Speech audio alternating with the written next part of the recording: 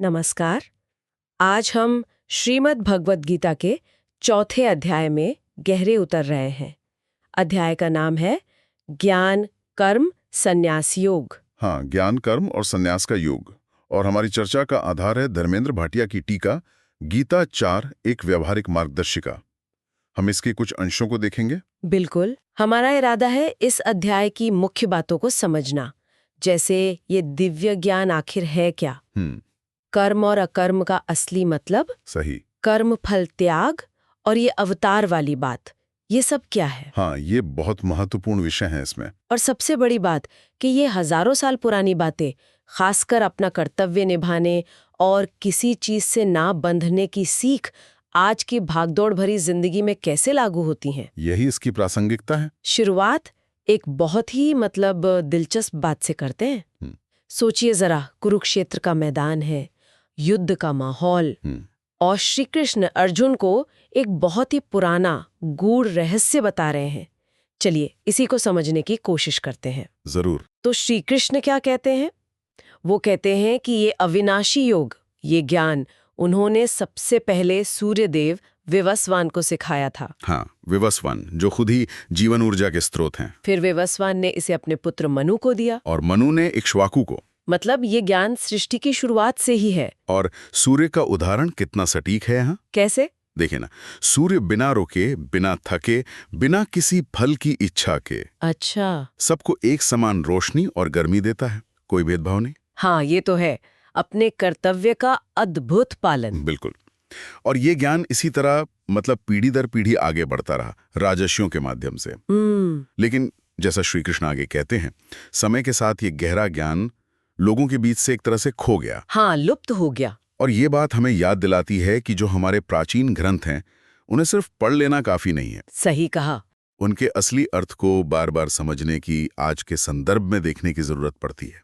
समय की धूल जम जाती है ना। बिल्कुल।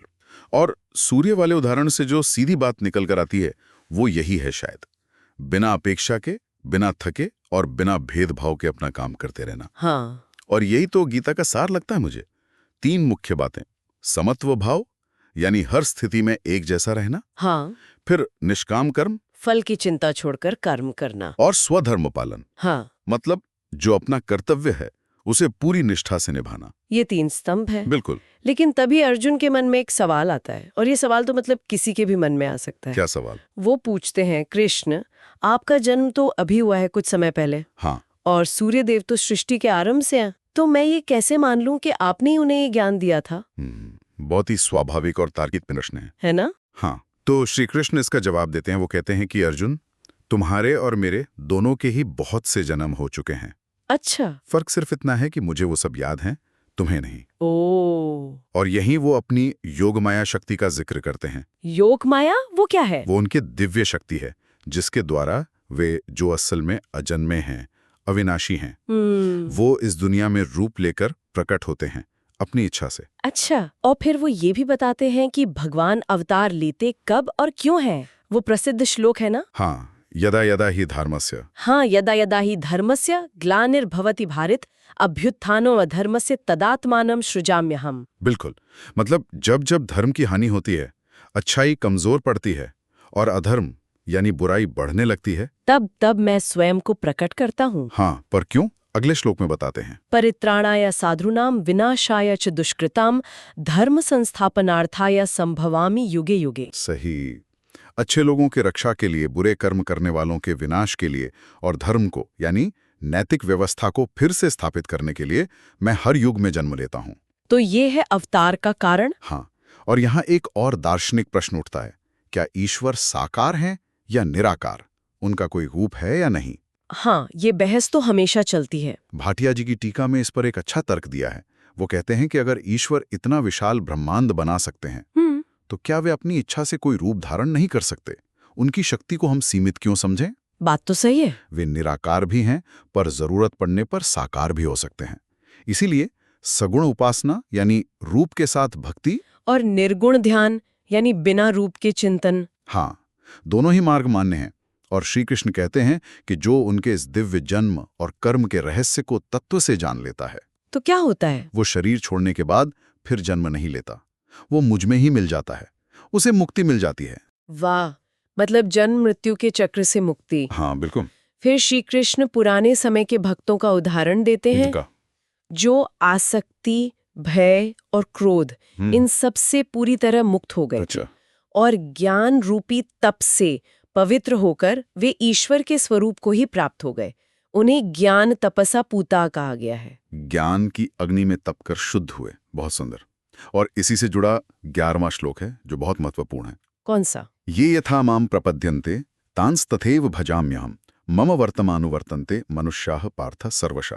इसका अर्थ क्या हुआ? मतलब जो भक्त मुझे जिस भाव से, जिस तरह से भजता है या याद करता है, मैं भी उसे उसी तरह मिलता हूं, उसी तरह प्रतिसाद देता हूं। अच्छा। और आगे कहते हैं, हे पार्थ, सभी मनुष्य हर तरह से मेरे ही मार्ग का अनुसरण कर रहे हैं। मतलब सभी रास्ते अंततः परमात्मा तक ही जाते हैं। हाँ। चाहे कर्म हो, भक्ति हो या ज्ञान। हाँ, अगर निष्ठा से चला जाए तो मंजिल एक ही है। हाँ, इसकी तुलना उन लोगों से भी की गई है जो सांसारिक फल जल्दी पाने के लिए अन्य देवताओं की पूजा करते हैं। श्लोक 12 में शायद। हाँ। भाटिया जी इसमें एक और सूक्ष्म बात जोड़ते हैं। वो कहते हैं कि देवता असल में हमारी इंद्रियों में ही वास करते हैं। इंद्रियों में? जैसे सूर्य आंखों में, वायु त्वचा में इत्यादि। तो जो लोग इंद्रियों के सुखों में ज्यादा लगे रहते हैं, उन्हें लगता है कि फल जल्दी मिल रहा है, क्योंकि वो इंद्रिय जनित सुख है। ओ, ये एक अलग दृष्टिकोण है। हाँ, इसका ठीक बाद श्लोक 13 में श्री कृष्ण चातुर्वर्णीय व्यवस्था की बात करते हैं। चातुर्वर्ण्य मया सृष्टम गुण कर्म विभागशः। हाँ, ये श्लोक तो बहुत चर्चित और कई बार विवादित भी रहा है। बिल्कुल। वे कहते हैं कि मैंने गुणों, सत्व, रजस, तमस और कर्मों के विभाजन के आधार पर इन 4 वर्णों की रचना की है। गुण और कर्म के आधार पर? हाँ, और भाटिया जी इस पे बहुत जोर देते हैं कि ये जन पर आधारित कोई कठोर सामाजिक वर्गीकरण नहीं है, जैसा कि बाद में बन गया। तो फिर क्या है? ये मूलतः लोगों के स्वाभाविक गुणों और प्रवृत्तियों के आधार पर एक मनोवैज्ञानिक या व्यावसायिक श्रेणी जैसा है। जैसे जिनमें सत्व गुण प्रधान है वो ज्ञान और अध्ययन की ओर झुकेंगे, ब्राह्मण। जिनमें रजस है वो नेतृत्व, शासन, रक्षा करेंगे, क्षत्रिय। जिनमें रजस और तमस का मिश्रण है वो व्यापार, कृषि, उत्पादन करेंगे, वैश्य। और जिनमें तमस प्रधान है वो सेवा या श्रम करेंगे, शूद्र। ये जन्म से तय नहीं है, गुणों और कर्मों से है। ये समझना बहुत जरूरी है। हाँ, और सबसे अनोखी बात यह है कि इस व्यवस्था को बनाने वाले श्री कृष्ण ने खुद को क्या कहते हैं? क्या? तस्य कर्तारमपि मां विद्य कर्तारम अव्ययम। यानी यद्यपि मैं इसका कर्ता हूं, फिर भी तू मुझे अकर्ता और अविनाशी ही जान। कर्ता होकर भी अकर्ता, ये कैसे? नहीं करते, क्योंकि मुझे कर्म फल की कोई इच्छा ही नहीं है।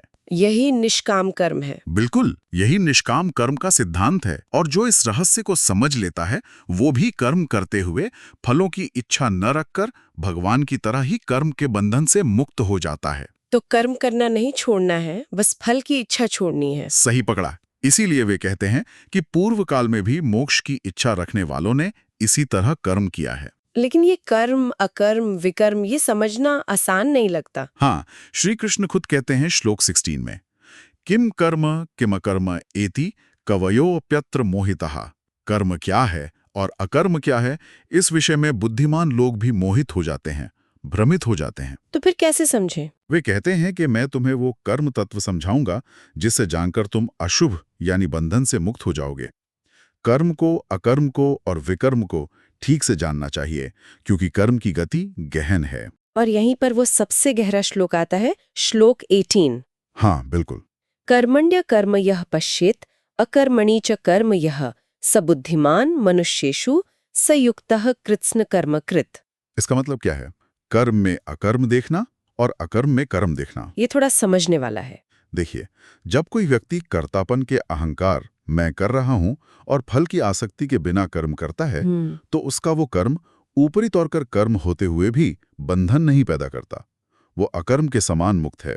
ये हुआ कर्म में अकर्म देखना। अच्छा। और अकर्म में कर्म देखना? और इसके विपरीत, अगर कोई व्यक्ति अहंकारवश ये सोचे कि मैं कोई कर्म नहीं करूंगा और कर्म छोड़कर बैठ जाए, तो उसका वह कर्म न करने का निश्चय भी एक मानसिक कर्म बन जाता है। मन तो सक्रिय है ना, उसका अहंकार तो सक्रिय है। वो शारीरिक रूप से अकर्मण्य होते हुए भी मानसिक रूप से कर्म कर रहा है। ये हुआ अकर्म में कर्म देखना। वाह, ये तो बहुत सूक्ष्म बात है। हाँ, और श्री कृष्ण कहते हैं कि जो इस भेद को समझ लेता है वही मनुष्य में बुद्धिमान है, वही योगी है और वही वास्तव में सब कर्मों को करने वाला है, क्योंकि वो कर्म के बंधन से मुक्त होकर कर्म करता है। क्या बात है, मतलब एक्शन में इनएक्शन और इनएक्शन में एक्शन, ये तो रोजमर्रा की जिंदगी के लिए बहुत मायने रखता है। बिल्कुल। ऐसे ही व्यक्ति को फिर पंडित यानी ज्ञानी कहा गया है। हाँ, अगले ही श्लोक 19 में कहते हैं, यस्य सर्वे समारंभा काम संकल्प वर्जिताः ज्ञानाग्नि दग्ध कर्माणम तमाहु पंडितम बुधाः, जिसके सारे कर्म कामना और संकल्प से रहित हैं। हाँ, मतलब मैं ये करूंगा, मुझे ये चाहिए वाली इच्छा और योजना से रहित होकर सहज भाव से होते हैं। और जिसके सारे कर्म ज्ञान की अग्नि में जलकर भस्म हो गए हैं। उसी को ज्ञानी जन पंडित कहते हैं। वाह, श्लोक 20 से 23 तक इसी मुक्त अवस्था का और विस्तार से वर्णन है। क्या क्या गुण बताएं ऐसे ज्ञानी के? वो कर्मफल की आसक्ति को पूरी तरह त्याग देता है, त्यक्त्वा कर्मफला संगम। हमेशा अपने आप में संतुष्ट रहता है, किसी बाहरी सहारे पर निर्भर नहीं, नित्य तृप्तो निराश्रय। अच्छा। मन और इंद्रियों को वश में रखता है, यतात्मा सब परिग्रहों को मतलब बाहरी वस्तुओं के संग्रह को त्याग देता है। और कर्म कैसे करता है? सिर्फ शरीर के निर्वाह के लिए आवश्यक कर्म करता है। शारीरम केवलम कर्म कुर्वन् नाप्नोति किल्बिषम। और ऐसा करते हुए पाप का भागी नहीं बनता। और जो बिना मांगे अनायास मिल जाए उसी में संतुष्ट रहता है। यदृच्छा लाभस संतुष्टो। हर्ष, शोक, मान अपमान जैसे द्वंद्वों से परे होता है, द्वंद्वातीतों। किसी से ईर्ष्या नहीं करता, विमत्सरः। सफलता और असफलता दोनों में सम रहता है, समः सिद्धो व सिद्धो। ऐसा व्यक्ति कर्म करते हुए भी बंधता नहीं? बिल्कुल नहीं। श्लोक 23 कहता है कि ऐसे आसक्ति रहित, मुक्त, ज्ञान में स्थित चित्त वाले व्यक्ति के यज्ञ के लिए किए गए कर्म पूरी तरह विलीन हो जाते हैं। कर्म समग्रम प्रविलीयते, उनका कोई कर्म बंधन शेष नहीं रहता। यहाँ भाटिया जी की टीका में सच्चे धर्म की एक परिभाषा भी दी गई थी। हाँ, क्या थी वो? कि सच्चा धर्म वो है जो शरीर, इंद्रियां, मन, बुद्धि और आत्मा, इन पांचों का पोषण करे, उन्हें स्वस्थ और मजबूत बनाए। ये बहुत अच्छी परिभाषा है, समग्र स्वास्थ्य। ये मुझे उपनिषदों की उस कहानी की याद दिलाती है, एक पेड़ पर दो पंछी बैठे हैं। हाँ, जीवात्मा और परमात्मा वाली। एक जीवात्मा कर्मों के फल चख रहा है, मीठे और कड़वे, और दूसरा परमात्मा बस शांत होकर देख रहा है, साक्षी है। बिल्कुल, ये साक्षी भावी ज्ञान की स्थिति है। क्या हम इसे अपनी अंतरात्मा की आवाज, विवेक से जोड़ सकते, जो हमें सही गलत बताती है, जैसे ईश्वर का ही मार्गदर्शन हो? हाँ, बिल्कुल। उस साक्षी भाव में स्थित होकर जब हम विवेक की सुनते हैं तो वही आत्मा का पोषण। अच्छा, कर्म और ज्ञान की बात करते करते श्री कृष्ण एक और बहुत महत्वपूर्ण विषय पर आते हैं, यज्ञ। हाँ, यज्ञ, जिसे हम अक्सर सिर्फ हवन या बलि समझ लेते हैं। पर यहाँ इसका अर्थ बहुत व्यापक है ना? बहुत व्यापक। इसकी शुरुआत ही सबसे ऊंची दृष्टि से होती है, श्लोक 24 में। ब्रह्मार्पणम ब्रह्म हविर ब्रह्माग्नो ब्रह्मणाहूतम। हाँ, ब्रह्मेव तेन गंतव्यम ब्रह्म कर्म समाधिना। मतलब अर्पण करने का साधन जैसे सुरुआ, आहुति जैसे घी, अग्नि, हवन करने वाला कर्ता और स्वयं हवन की क्रिया, ये सब ब्रह्म है। सब कुछ ब्रह्म है। और जो इस ब्रह्म में कर्म में स्थित होकर कर्म करता है वो ब्रह्म को ही प्राप्त होता है। ये ज्ञान यज्ञ की पराकाष्ठा है। इसके बाद तो कई तरह के यज्ञ गिनाए हैं। हाँ, श्लोक 25 से 30 तक। इससे पता चलता है कि यज्ञ कितने विविध हो सकते हैं। जैसे कुछ योगी देवताओं की पूजा रूपी यज्ञ करते हैं, देव यज्ञ। कुछ ज्ञानीजन परब्रह्म परमात्मा रूपी अग्नि में आत्मा द्वारा आत्मा का ही हवन करते हैं, मतलब आत्मचिंतन, ज्ञान यज्ञ। और कुछ अपनी इंद्रियों का संयम रूपी अग्नि में हवन करते हैं।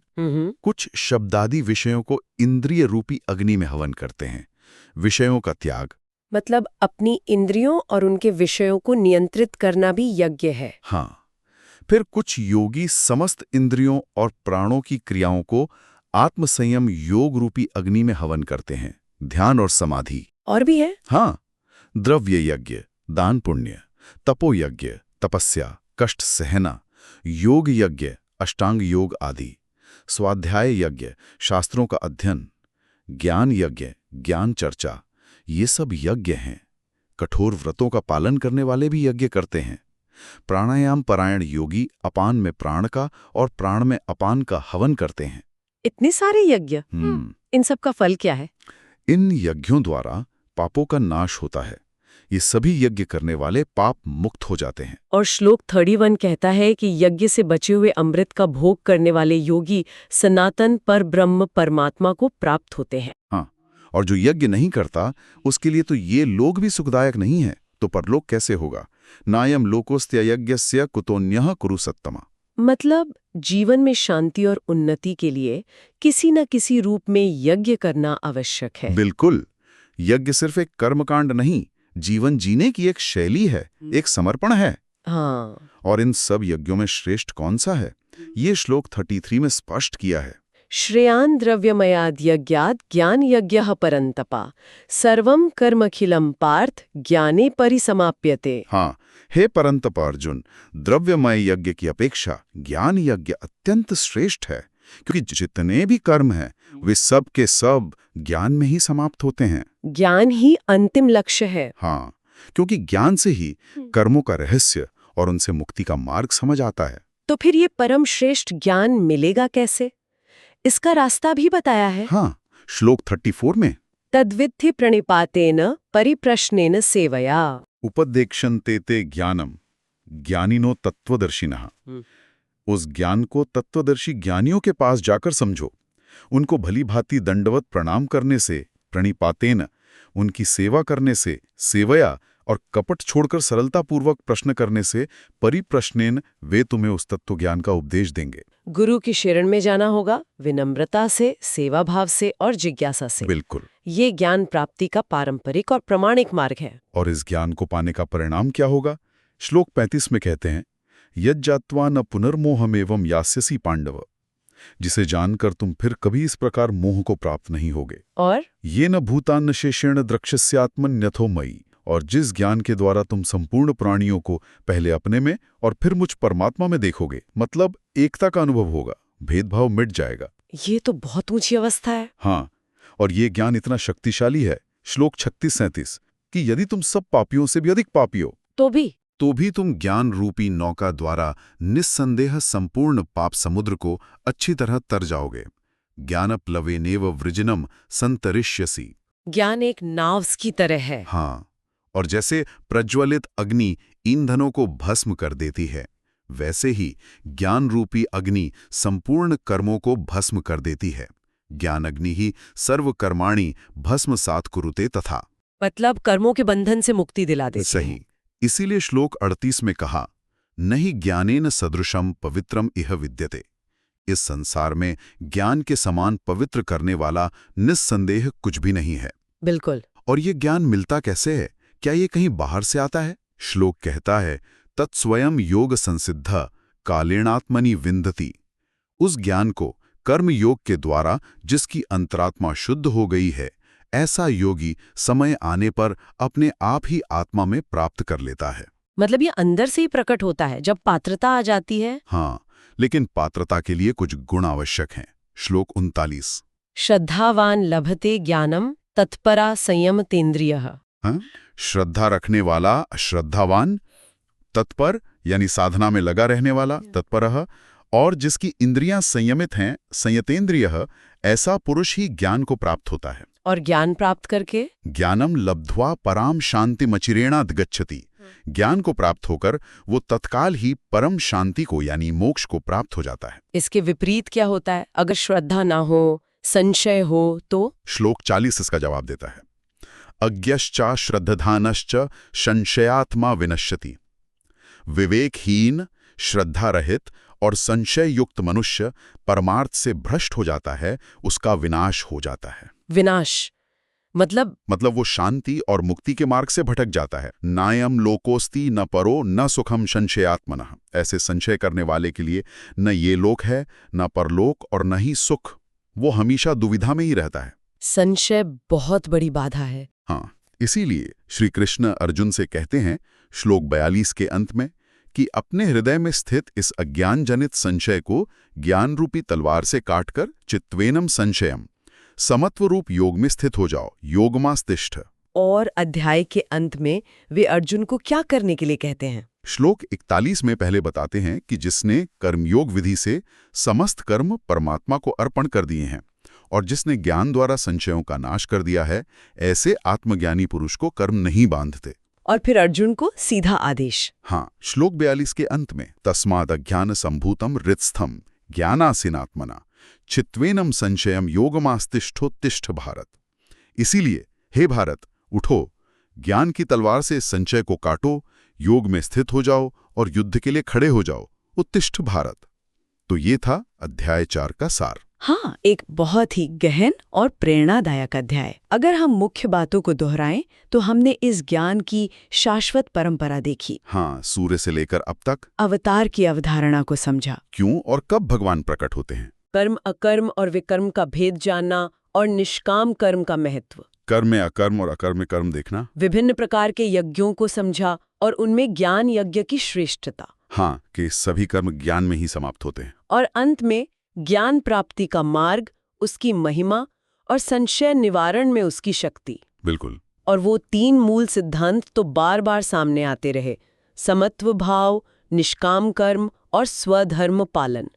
ये गीता का आधार है। यहाँ एक विचारणीय बात ये निकलती है, जो भाटिया जी की टीका से ही प्रेरित है, क्या? कि ये जो कर्म में अकर्म देखने की समझ है, श्लोक 18, ये हमारे रोजमर्रा की जिम्मेदारियों और चुनौतियों को देखने का नजरिया कैसे बदल सकती है? कैसे? क्या हम अपने रोज के कामों को, यहाँ तक कि जो हमें उबाऊ या मुश्किल लगते हैं, उन्हें भी एक तरह का यज्ञ मानकर कर सकते हैं, बिना फल की तीव्र आसक्ति के, कर्तापन के अहंकार के बिना? शायद ऐसा करने से उनमें ज्यादा सार्थकता और कम तनाव महसूस हो। हाँ, शायद। और आज के जमाने में अपने स्वधर्म को सिर्फ अपनी नौकरी या पेशे तक सीमित न रखकर अपने होने के असली उद्देश्य, अपनी स्वाभाविक प्रवृत्ति को पहचानने का क्या मतलब हो सकता है? ये सोचने वाली बात है, अपने स्वधर्म को पहचानना। हाँ, इस पर मनन किया जा सकता है। बिल्कुल। इस गहन चर्चा में शामिल होने के लिए सभी श्रोताओं का आभार। गीता की ये शिक्षाएं हजारों साल बाद भी उतनी ही प्रासंगिक और जीवन बदलने की क्षमता रखती हैं। निश्चित रूप से। ओम तत्सत।